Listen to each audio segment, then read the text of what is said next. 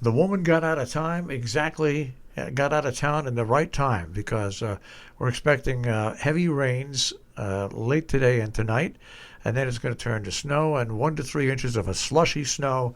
So Judy Wurtman, you made the right choice. Congratulations to you. What's your Well, line? I thank you. I have to because, with a dachshund who's only, 4 inches off the ground, I have to make sure that she neither drowns nor gets buried in a snowbank. So I shouldn't trust the National Weather Service or Channel 3, huh? but yeah, I must say people should come down to Florida, bring a mask. But anyway, the weather is beautiful here. Well, that is so that's beautiful weather and 5:47 on the 20th. That it's spring, so we've got 5:37. I'm sorry. So we've got light. We've got the light now sorting itself out, which is going to be huge. Although, my opinion of springing forward is not. No, it's high. true. But I must say, it is nice to have an extra hour of daylight at the end of the day. And one of the things that people do down here is to go out to eat. I mean, people eat outside all the time because until the summer comes when it's too hot to do that. But one of the side effects of that, as it were, is that if we walk down the sidewalk, or you may even live in a building next to a restaurant, it is noisy. And why it's noisy is that these restaurants play their music loud, and then as the evening goes on, they play it louder. So that if you go out to dinner at 6 p.m. and you're finished by 8, you will hear the music at a certain volume. But if you start eating at 9, you better bring your earplugs or something, because you will only be able to talk to your dinner table companions by shouting. And that's what I wanted to talk to you about today, because I really wondered what effect this loud music might have, on our mood and our eating. I mean, I've had a conversation with a therapist I know very well who told me that music is really extremely positive in helping him deal with the emotions of his patients, some of whom really won't talk to him about some deep-set emotions unless he plays certain kinds of music, and it sort of opens up and they are able to sort of reveal their feelings of depression or anxiety or despair. And on the flip side of that, if you play certain music, and I think we've all had this kind of response, a lot of these sort of negative emotions sort of float away, and they're replaced by feelings of sort of calm and tranquility, and just generally feeling good. That's great, and I think that all of us have responded to music, whether you're, a baby listening to a nursery song, or you're an old person remembering, the golden oldies or what have you, when you were young and still, going out for dancing.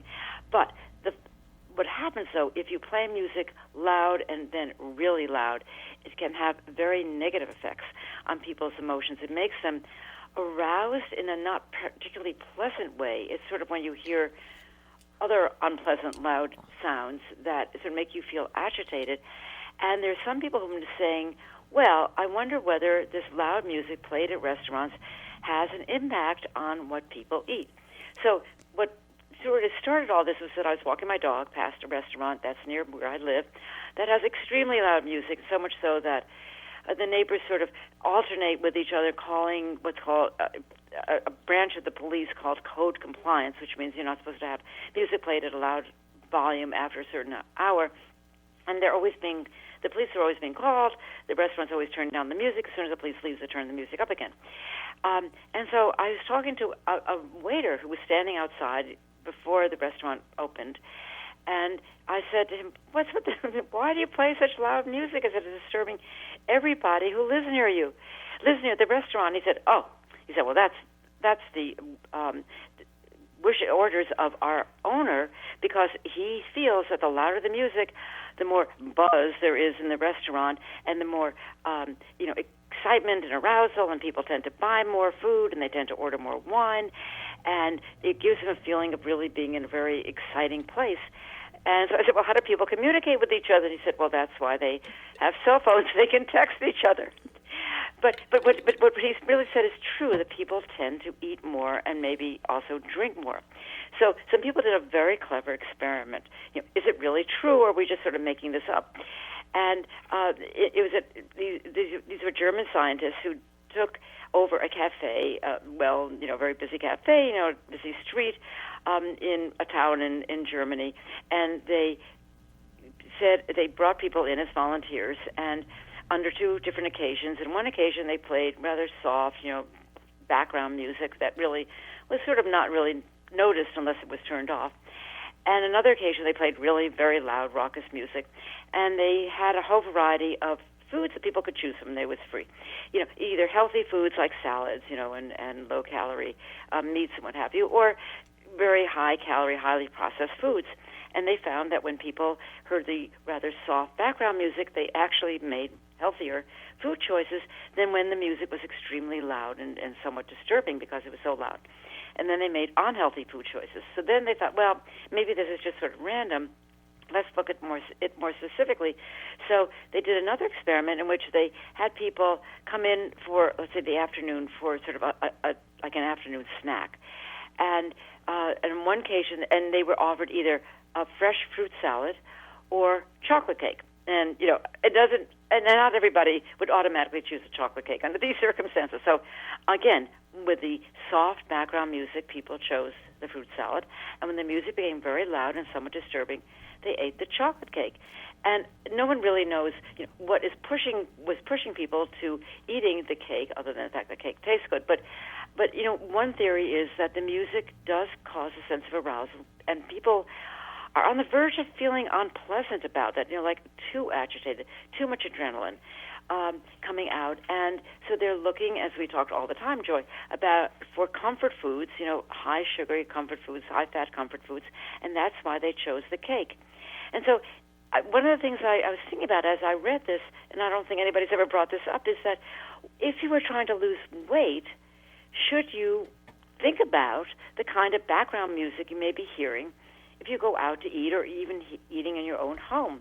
And should dieters be warned that if they go to a restaurant where there is loud music and that buzz, etc., they may find it harder to stay on a diet? And when people put information into their iPhone, for example, their smartphone, about how much they're eating, they fill out, they form in an app, what did I eat today? Should they also be asked to say, well, what kind of musical environment was there? Were you listening to music at all? Was it soft and background music, or was it very loud? Because that might give the eater a clue to whether music is actually having an impact on the amount of food that's being consumed. And we're out of time, so I'm going to have to say goodbye, except that people should bear that in mind at home, too, with what they're watching on TV. To be continued. Yes. Very, very good point. I'm sorry I didn't mention it. Thank you. Very insightful. Thank you very much, Dr. Judy Wurtman. Okay, talk to you next week. Bye-bye. Food for Mood. Of course, you can hear Judy here on Robin Hood Radio every Thursday morning before This Week in the Lakeville Journal, and also rebroadcast the weekends as well, or on demand, robinhoodradio.com. Click on demand, click on This Week in the Lakeville Journal.